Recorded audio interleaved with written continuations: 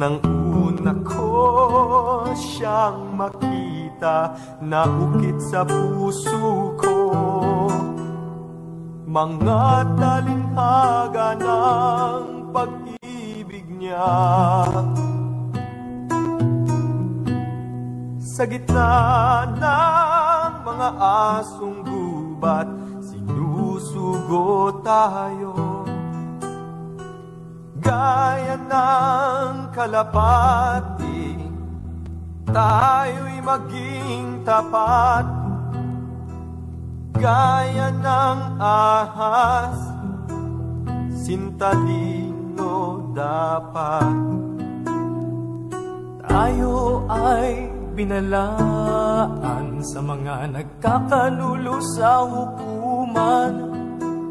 Ngunit ayon siya't pasa ng kamatayan.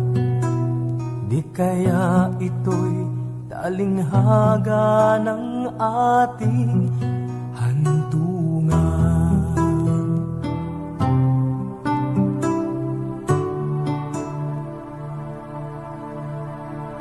Kaya't kapag tayo'y nililitis na, utos niya'y huwag mabalisa.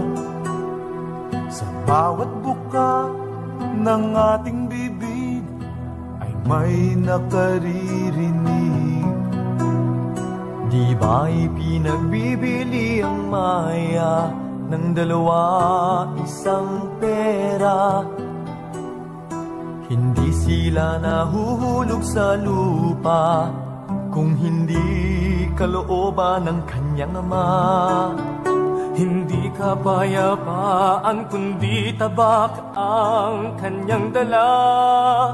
Kaya't ang umiibig sa ama o sa ina, sa anak na lalaki o babae nang higit sa kanya, ay hindi karapat-dapat sa kanya. Sino mang magbibigay ng kahit isang basong tubig na malamig, isa sa mga lagad niya ay tatanggaping gantimpala kay Jesus. Ang tatanggap sa atin ay tatanggap sa Kanya. At ang tumatanggap kay Jesus ay tumatanggap sa nagsugo niya.